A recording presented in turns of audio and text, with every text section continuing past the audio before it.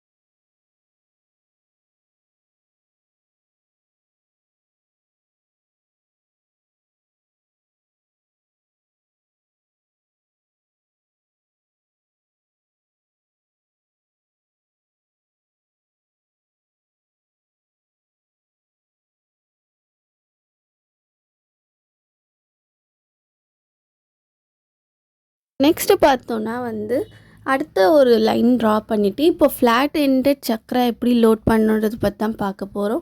So இப்போ பார்த்தீங்கன்னா first loop எடுத்துட்டேன். ஸோ இதை வந்து இப்போ சக்கரா இன்சர்ட் பண்ணி அந்த சக்கரோட ஃபஸ்ட்டு கார்னர்லேயே நான் ஒரு லாக் போடுறேன். போட்டுட்டு இன்னொரு சைடையும் வந்து நான் லாக் பண்ணுறேன்.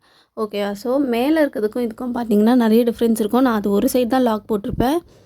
அடுத்த லூப்பை கொண்டு போய் அடுத்த சக்கராவில் வச்சுருப்பேன். ஆனால் இது பார்த்தீங்கன்னா ஒரு சக்கராக்கே 2 லூப் வரும். ஓகேவா? நீங்கள் நோட்டீஸ் பண்ணிங்கன்னா நல்லா தெரியும். ஸோ சிங்கிளாக போடுற சக்கரா ஒன் சைடாக தூக்கிட்டு இருக்கும்.